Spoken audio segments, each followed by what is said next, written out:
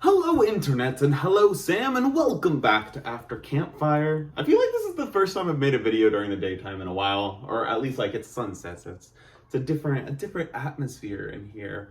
So welcome back. Biden is the president as far as the Henry's Diary of how to adult and what the real world is right now. And a lot of our questions recently, just over the past 4 years, have been very negative because of how horrible politics have been. And that's the question I have to answer today, one of them. And it's a bit nice that, like, it feels like things are more chill now a little bit. It's only been a few days, but, like, I feel like things are kind of better. And I was, like, really on edge until related to this until Biden actually became president, but feeling like a bit better now, which is lovely. But anyways, as far as Henry's Diary of How to Keep on Adulting, work's still rough, but like I've had a few moments of yeah, I know what I'm doing, kind of like starting to slowly feel better. But that's good. It's still rough, but it's better, yeah. Today was the camp reunion. Me and Justin hung out in my place and ran horse racing, which was weird. We had one camper who was super psyched about horse racing, and that was great, and she was having a blast.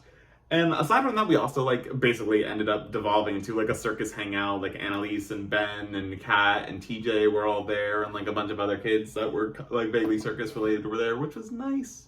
We had a lot of fun little chats, and it was a bit of a goofy event because it's a camp reunion. How do you do that online? And there were technical issues, but it was fun.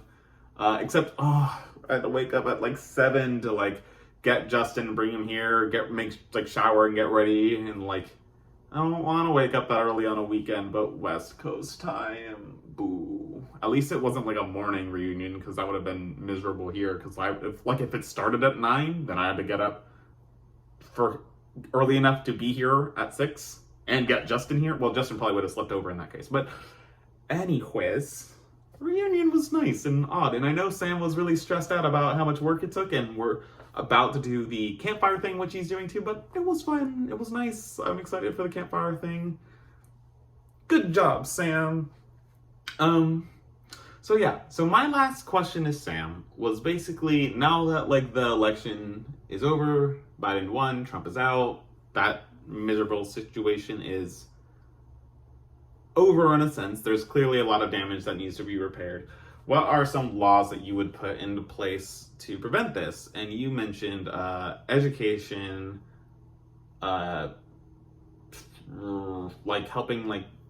financially, helping the economy by forgetting student loans and things like that to make sure people have an economic opportunity, and something about fake news. I can't remember exactly what you said, but those I feel are really strong points that I agree with heavily, because the education is critical because people need to understand how our system works and why, in order to kind of gauge the situation and understand how things are.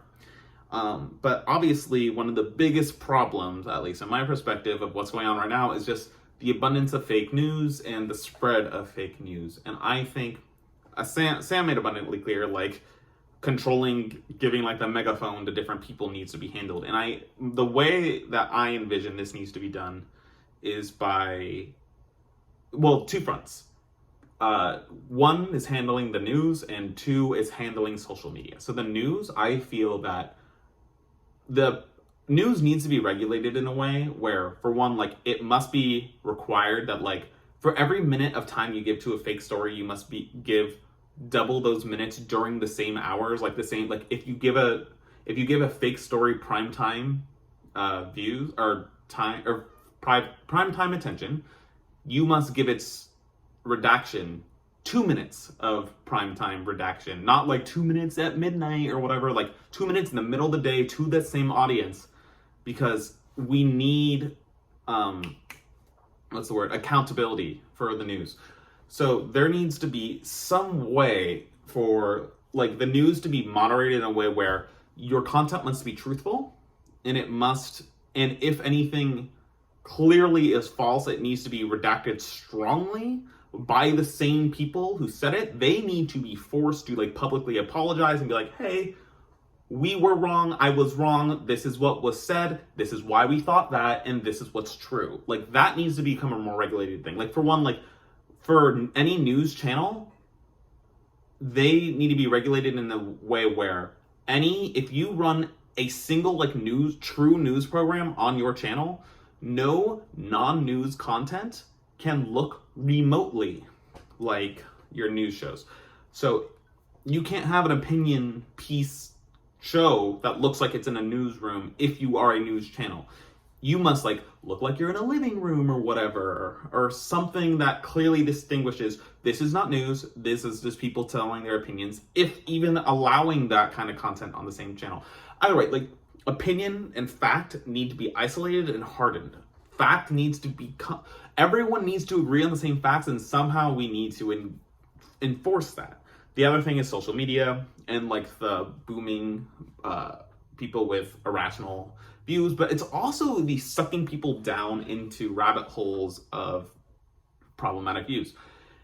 And a lot of that has to do with algorithmically generated content or algorithmically grown content from users. For YouTube, I feel like this is a little bit trickier, but for things like Facebook and Twitter,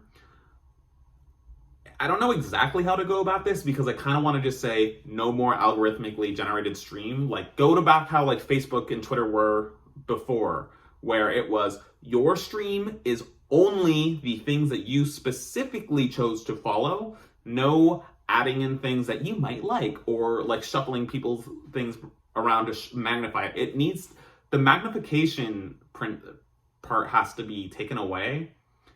And I'm not sure what's the correct way to do that, but we just need to stop bubbling out terrible information. And sucks to be part of the tech companies, but like your algorithms, like I understand, like I work in tech, like I understand a lot of why they are the way they are, but they need to be reined in, and there needs to be way more approval, like manual approval in what is spread. Like I feel like unless you like directly follow a thing, there must be like a human who makes the decision to follow and to spread things. We just need to stop people from getting into echo chambers.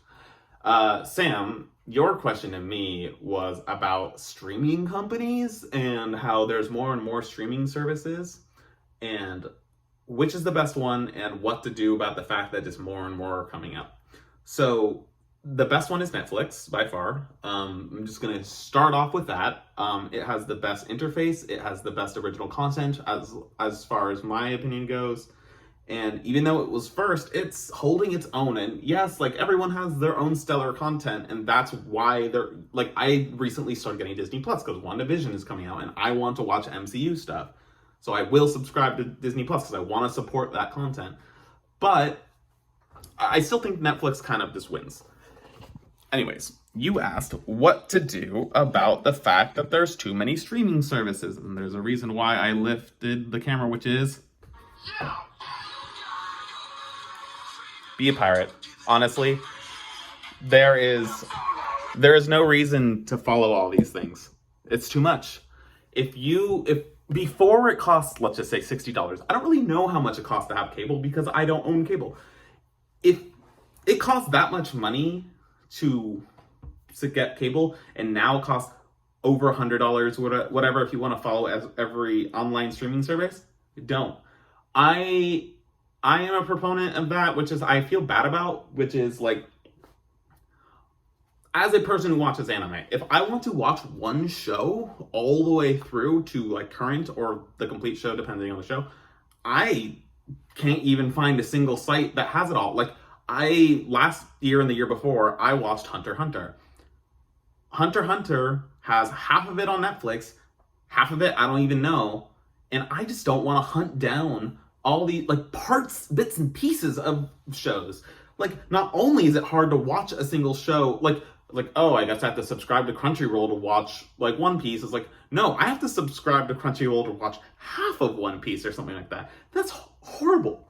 So I say, like, this is the reason why I like Netflix is because it's so nicely, usually, like Hunter x Hunter is a bad example, but like it's so nicely and cleanly it's so nicely and cleanly is like, here, this is our content, nice and easy streaming, here you go. I am a believer of piracy is the way to get rid of piracy is make it convenient and easy. I will pay you money if you don't make it a terrible experience, and all these streaming sites just make it a terrible experience. So I just remedy that by buying manga. You might see a bunch of boxes over here. I have like 70 volumes or whatever of One Piece. I try to just support the creators of the content I like directly in some way. Like, and I have like weird things where like the DC website or like the Ruby website, I don't have a good way to watch those on my Rooster Teeth or Crunchy or whatever. I don't have a good way to watch those shows on my TV. For the DC stuff, I have access to their online streaming site. I download the episodes of Harley Quinn, the show I really like, illegally because I don't have a way to watch them like legally on my TV. So even though I have access, I download them illegally and watch them there. It is what it is. So anyways, I guess my question to Sam is,